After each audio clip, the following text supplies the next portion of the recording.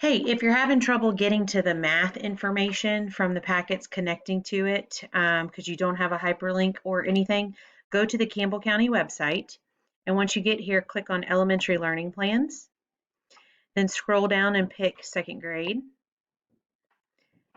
Then once that opens up, scroll down and click Math. Oops.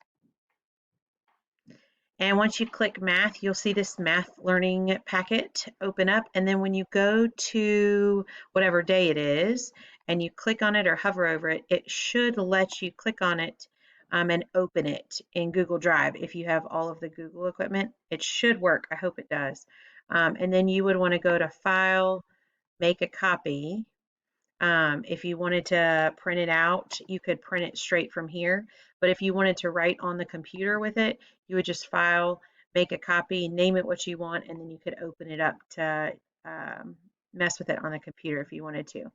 And same thing with the reading. The only difference would be you click on the reading and it's going to pull up a PDF. So this one has actually been scanned in, so none of them will link, but all of those attachments are down below it.